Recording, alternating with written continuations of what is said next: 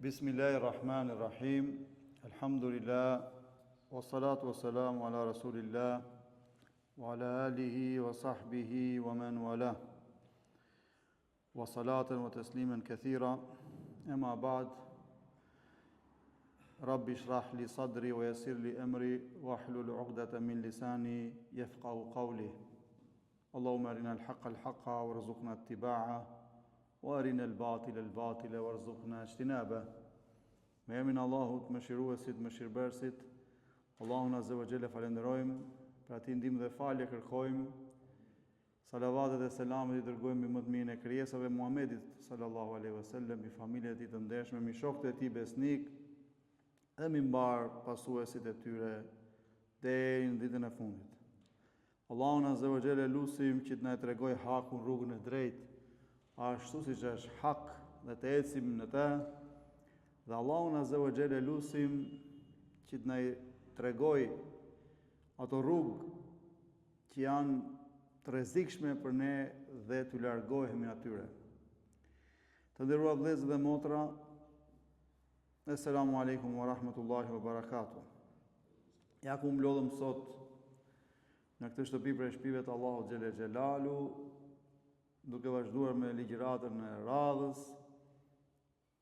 Jemi në ciklin e temave fragmente nga jeta e sahabëve, pra shokët e dërguarit Allahut sallallahu alaihi wasallam, dhe sot do të flasim për një sahabi të nderuar nga i cili turpëroheshin me lajket, dhe s'ka dyshim që të gjithëve ju bie mendje se kush është Uthman ibn Affan radiallahu anhu, Zoti qoftë i kënaqur me të, khalifi i parë, khalifi i tretë, më falni, i besimtarve pas Ebu Bekrit dhe Omerit. Edhe Uthmani ishte sahab, shok i kohës së të dërguarit Allahu sallallahu alaihi wasallam. Osmani rrithej nga një familje fisnike kurejshish në Mekë. Uthman ibn Affan radiallahu anhu ka lindur 7 vite mbas pejgamberit sallallahu alaihi wasallam. Ai përkiste degës Omejade të fisit Kurejsh. Ai mësoi shkrim dhe këndim qysh në moshë të re. Dhe si i ri ai u bë tregtar i suksesshëm. Pra, mor me tregti dhe jeci shumë tregtia. Kjo edhe para se të bëhej musliman. Uthmani ishte i dalluar për sinqeritetin dhe integritetin e tij. Një gjë pozitive ishte se ai ishte shok shumë i afërt me shokun më të ngushtë të pejgamberit sallallahu alaihi wasallam, pra Ebu Bekri.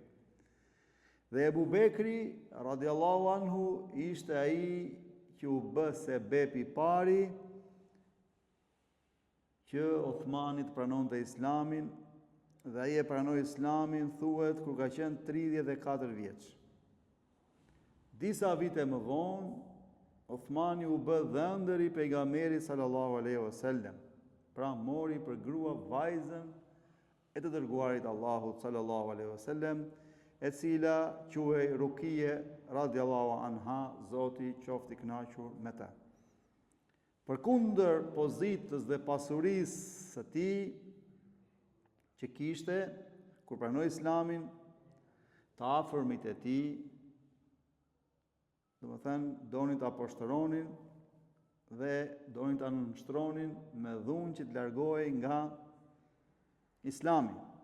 Kishte raste që edhe torturonin. Dhe në këtë gjendje ai u detyrua që të emigroj për në Abisini ose Etiopinë e sotme bashkë me familjen e tij. Pas një kohe ai u kthye në Mekë, pasi që u lehtësuan çik gjërat për muslimanët, në kohën që ishte bërë musliman Omeri dhe Hamzai, të xhai pejgamberit sallallahu alajhi wasallam, se forcoi Allahu Islamin me këta dy burra, dhe këta i mbrojtën muslimanët, të cilët maltrenoheshin, keq trajtoheshin nga mushrikët Kurejshit. Por se edhe kur u kthye Uthmani pra nga Abisinia, ndodhi që të qëndronte pak në Mekë se do të emigronin përsëri dhe do të ishte koha e hijretit, që gjithë e dim që emigruan muslimanët nga Meka në Medine. Dhe e la gjithë pasurinë e tij aty në Mekë Uthmani, që i pasur si thon. Dhe në Medine filloi prapë të merre me tregti dhe lulëzoi tregtia e tij, e begatoi Allahu dhe rimori prapë pasurinë që kishte pasur më para. Uthmani radiallahu anhu njeh për bujari, pra bujaria e tij ishte shumë e madhe. S'kishte kufi. Saqë në disa raste ai shpenzoi një pjesë të madhe të pasurisë së tij për mirëqenien e muslimanëve, për të ardhur ndihmë muslimanëve. Apo sadakat që jepte, apo pasurinë që jepte për ushtrinë muslimane, duke bler pajisjet e ndryshme. Për këtë, ai që i njohur edhe me nofkën bujar, por se në atë kohë i sëmuret shumë gruaja e tij, Rukia radiallahu anha, sëmuret rënd, pak kohë para betejës së Bedrit, që muslimanët do të zhvillonin betejën e parë të Bedrit, që e dini që numri i muslimanëve ishte i pakët, nësa numri i armiqve të Islamit ishte i shumët, por se deshi Allahu xhele xhelalu që muslimanët të triumfojnë. Dhe i dërguari i Zotit nuk i dha leje Uthmanit që ta shoqëronte në betejë, por e la pranë familjes tij në atë gjendje dhe caktimi i Allahut ndron jetë pra Rukia, vajza e pejgamberit sallallahu alajhi wasallam dhe gruaja e Uthmanit. Normal Uthmani u pikëllua dhe pejgamberi sallallahu alajhi wasallam gjithashtu, dhe pastaj i dërguari i Zotit i dha vajzën tjetër për grua këtij besimtari të ndershëm, Umu Kulthumin radiallahu anha, dhe kjo u bë gruaja e dytë e Uthmanit, pra bia e dytë e pejgamberit sallallahu alajhi wasallam, dhe me këtë shkak ai mori nofkën Dhunurain, që do të thotë mbi dy drita, sepse ai kishte marrë dy vajzat e pejgamberit sallallahu alajhi wasallam, dhe normale që vajzat e pejgamberit sallallahu alaihi wasallam ishin nur, drita. Por se vazhdoi pastaj Uthmani më mbas mori pjesë në betejën e Uhudit, në betejën e Hendekut. Bile pas takimit të Hendekut, pejgamberi sallallahu alajhi wasallam vendosi të bëj haxhin, se një haxh ka bërë i dërguari i Zotit, një jetë në histori. Dhe Uthmanin e dërgoi si negociues, si emisar për te Kurejshitët në Mekë, të cilët e ndaluan atë, por se bën marrëveshje dhe u quajt marrëveshja e Hudejbis. Do të flasim në ligjërat e ardhshme për këtë. Njihet pra si marrëveshja e Hudejbis, që e bën muslimanët me jo muslimanët, që ata do ta vizitonin Qaben vitin tjetër, e kështu pikat e tjera të marrëveshjes. Ai ishte një njeri i thjeshtë, ishte i ndershëm, i butë, bujar, i sjellshëm, sidomos i dalluar me modestinë e tij, me devotshmërinë e tij. Ai shpesh e kalonte një pjesë të natës duke u falur. Agjironte çdo një ditë po, ose dy ditë po, një ditë jo, një të tretën, një të dytën, e bënte haxhin çdo vit dhe kujdesej për të gjithë nevojtarët e gjithë komunitetit. Ai sado ishte i pasur, i kishte dhuruar Allahu pasuri për shkak të tregtisë së tij, ai jetoi një jetë të thjeshtë, normale, dhe përmendet që flinte në oborin e xhamisë pejgamberit sallallahu alajhi wasallam jashtë. Uthmani ishte për atyre që dinin Kur'anin përmendësh dhe kishte një detyri të afërt mbi kontekstin dhe rrethanat që kishin të bënin me çdo ajet, pra e dinte tefsirin e çdo ajeti. Para Islamit ai bënte një jetë normale, pra siç tham, i përkiste familjes Umejade nga Kurejshët, familje e njohur e nderuar. Ai ka qenë pjesëtar në betejën e famshme që është mbajtur para Islamit, beteja e Fuxharit, nuk e di, e keni dëgjuar, po do ta përmendim edhe këtë. krye komandante e asaj beteje ishte nga familja e tij. Pra pasardhësit e fisit të tij njihen si Benu Umayyad ose Emevitët. Uthmani radiallahu anhu thuhet se ka lindur në vitin 573 dhe babai i tij quhej Uthman, se ky quhej Uthman ibn Affan, Uthmani i biri Afanit. Dhe ishte nga të paktët në Mekë që dinin shkrim e këndim. Dhe siç tham, kur u rritej filloi të merrej me tregti, me pëlhura të ndryshme, edhe në atë kohë ndihmonte të varfrit, ishte njëri i qetë, zemërbut, dhe kishin respekt njerëzit për te. Kur e pranoi Islamin, thamë Ebu Bekri radiallahu anhu u bë sebeb. Ishte nga muslimanët e parë që e pranoi Islamin. Megjithëse Benu Hashimët, që ishin familje pejgamberit sallallahu alajhi wasallam, ishin rival me Benu Umayyadët, familjen e Osmanit, dhe këta të fundit ishin në fuqinë atë kohë. Pra kishin pushtetin e Mekës. Dhe Uthmani nuk hezitoi ta pranoi profecinë e pejgamberit sallallahu alajhi wasallam, e cila nënkuptonte edhe autoritet dhe pushtet për fisin e Uthmanit. Dhe kjo ishte edhe një nga shkaqet që fisi i tij u mërzit shumë dhe kundërshtuan dhe pejgamberin sallallahu alajhi wasallam. Dhe kështu pastaj vazhdoan kalvari. Por se groja e tij ka qenë e martuar me djalin e Ebu Lehebit. Dhe kur shpalli pejgamberi sallallahu alajhi wasallam Islamin, normale që dhe bija e tij Rukia radiallahu anhu bë muslimane, po Ebu Lehebi që njihej për maskarallakun e vet që e konkretizonte, e urdhëroi të birin që ta ndaj dhe e mori Uthmani pastaj për grua muslimane, dhe siç tham që ndroi jetë pastaj. E thamë përmendëm që emigroi në Abisini me disa muslimanë të tjerë, sepse aty u maltrenuan, ishin të dobët muslimanë. Përmendet që njëherë pejgamberi sallallahu alajhi wasallam thot Aisha radhiyallahu anha në një hadith të saktë, ishte i dërguar i Zotit tek shtëpia ime, thot, dhe kishte shtrirë këmbën. Dhe erdhi pas pak çasti Ebu Bekri dhe kërkoi leje për të hyrë. Ju dha leja, thot Aisha, dhe pejgamberi sallallahu alajhi wasallam nuk lëvizi nga vendi. Dhe pas një çasti tjetër, thot, erdhi Umeri dhe kërkoi leje për të hyrë dhe ju dha leja. Dhe pejgamberi sallallahu alajhi wasallam siç ishte ashtu në të gjendje, kishte shtrirë këmbën e tij, nuk lëvizi, po i përshëndeti me selam dhe i uroi mirëseardhjen. Dhe vjen Uthmani, pak më pas, thot Aisha radiallahu anha, dhe kërkon leje për të hyrë.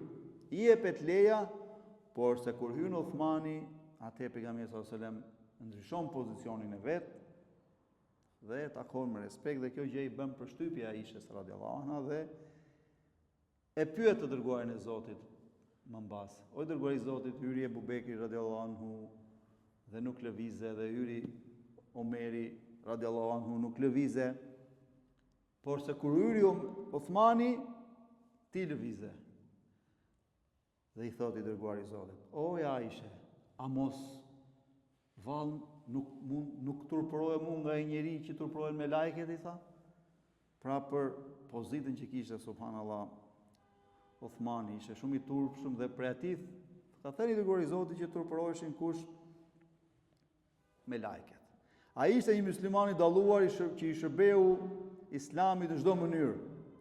Ai ka marrë pjesë pothuajse në të gjitha betejat kundër besimtarëve, përveç siç tham në betejën e Bedrit. Siç tham, në kohën e marrëveshjes Hudejbijes u dërguan në Mekë për të zhvilluar bizetime me jo besimtarët. Por sa atëherë ndodhi një keq kuptim,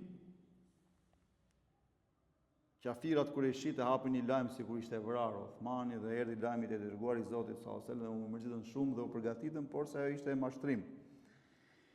Uthmani ishte nga të parët që i përgjigjej thirrjes pejgamberit sallallahu alajhi wasallam për të kontribuar për fenë e Allahut.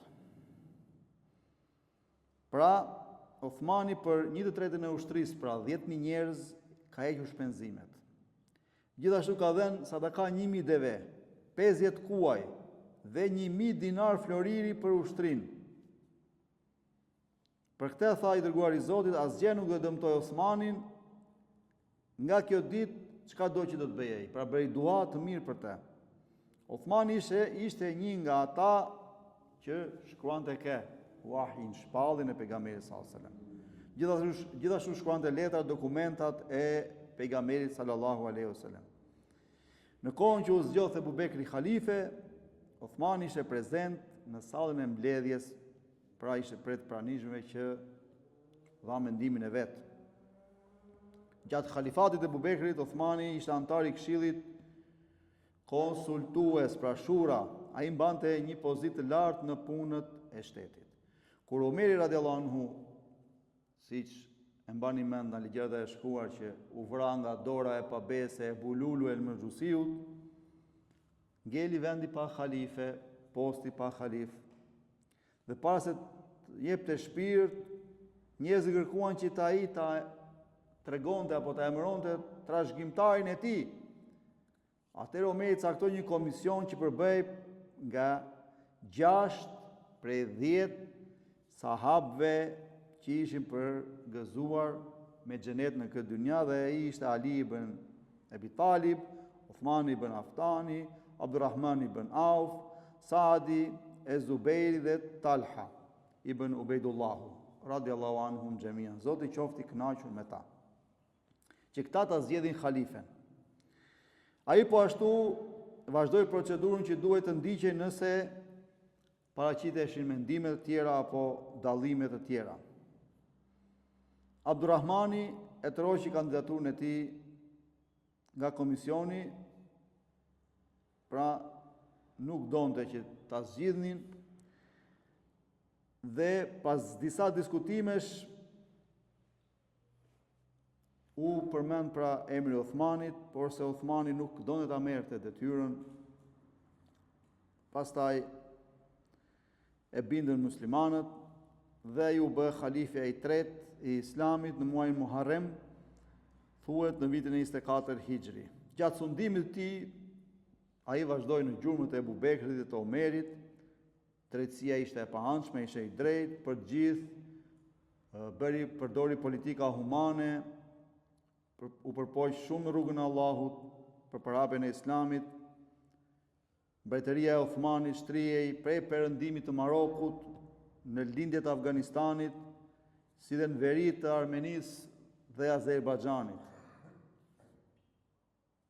Ai njihet prej të parëve që ka organizuar marinën detare. Pra u bë sebeb që të krijojë marina e muslimanëve detare. Plot projekte u bë shkak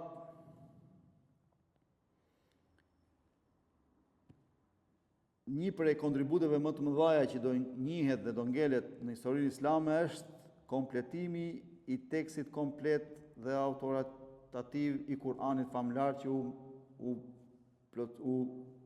përmbush Kur'anin në një të vetëm. Pra dhe ky e shumë fishoi në shumë kopje që e shpërndan në të gjithë botën muslimane. Uthmani sundoi për 12 vite. 6 vitet e para kaluan në shenjë të paqe, bereqeti, ndërsa gjatë 6 viteve të fundit u përball me fitne në mesin e muslimanëve, me trazira, me kryengritje, të cilat e kishin origjinën nga hebrejt, jehudët, dhe nga kush, zjarrputistët me xhusët, që doli një fraksion Khawarijët, që ishin për njerëzve më kundërshtar, që i kundërshtonin prisjen e besimtarëve,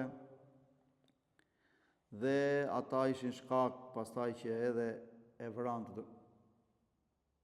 vendin e pejgamberit sallallahu alajhi wasallam, prisjen e besimtarëve, e rrethuan shtëpinë e tij, por se Uthmani nuk i lejonte sahabët që t'i kundërvieshin, njihej për butësinë e tij, sepse në kohën e Omeri i shojti këto kryengritje, pra shumicën i burgosi për këtyre njerëzve që ishin kryengritësa, që ngriheshin kundra të parit, pra ngriheshin kundra imamit dhe e kundërshtonin për çdo gjë, pra ishin shumë të ashpër, me ide ekstreme.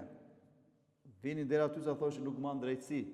Po si nuk mund të mbaj drejtësi një që është përgëzuar me xhenet që në këtë dynja, për një që ka bërë dua pejgamberi sallallahu alajhi wasallam dhe ka thënë shumë hadithe flasin për hajrin e mirësinë e këtyre njerëzve, dhe kështu Umeri njihe si ashpër, Uthmani si i butë, dhe ata e rrethuan dhe vran prisin e besimtarëve, dhe në atë kohë ishte duke kënduar Kur'an dhe ishte duke kënduar ajetin